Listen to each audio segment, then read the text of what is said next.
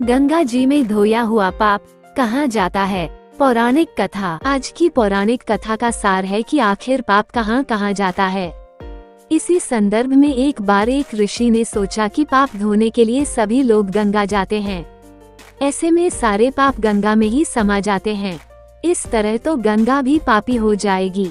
उस ऋषि ने ये जानने के लिए आखिर पाप जाता कहाँ है, तपस्या की। तपस्या करने के फलस्वरूप देवगण प्रकट हुए। तब ऋषि ने उनसे पूछा कि गंगा में जो पापा धोया जाता है वह कहाँ जाता है। तब भगवान ने कहा कि चलो गंगा जी से ही पूछते हैं इस बारे में। ऋषि और भगवान दोनों ने ही गंगा जी से पूछा कि हे गंगे, सब लोग तुम्हारे यहाँ पाप धोते हैं, तो इसका मतलब क्या आप भी पापी हुई?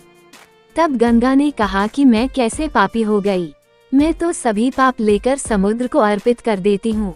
इसके बाद ऋषि और भगवान समुद्र के पास गए और उनसे पूछा कि हे सागर, गंगा सभी पाप आपको अर्पित कर देती है, तो क्या ऐसे में आप पापी हो गए? तब समुद्र ने कहा कि वो कैसे पापी हुआ, वो तो सभी पाप को भाप बनाकर बादल बना देता है। अब ऋषि और भगवान दोनों ही बादल के पास गए, उनसे पूछा कि हे बादल, समुद्र पापों को भाप बनाकर बादल बना देते हैं, तो क्या आप पापी हुए? बादलों ने कहा, मैं कैसे पापी हुआ, मैं तो सभी पाप को वापस पानी बना देता हूँ और धरती पर गिरा देता हूँ। इससे ही अन्न उपजता है, इसे ही मानव खाता है। उस स्थिति में जो अन्न जिस मानसिक स्थिति से उगाया जाता है और जिस वृत्ति से प्राप्त किया जाता है और जिस मानसिक अवस्था में खाया जाता है, उसी के आधार पर मानव की मानसिकता बनती है। यही कारण है कि कहा जाता है कि जैसा खाए अन्न वैसा बनता मन।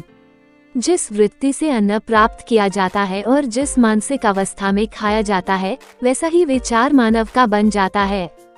ऐसे में हमेशा भोजन शांत रहकर ही ग्रहण करना चाहिए। अन्न जिस धन से खरीदा जाए वह धन भी श्रम का होना चाहिए। तो ये थी हमारी आज की जानकारी। वीडियो अच्छी लगी हो तो लाइक और शेयर जरूर करें एवं चैनल को सब्सक्राइब करना न भूलें। धन्यवाद।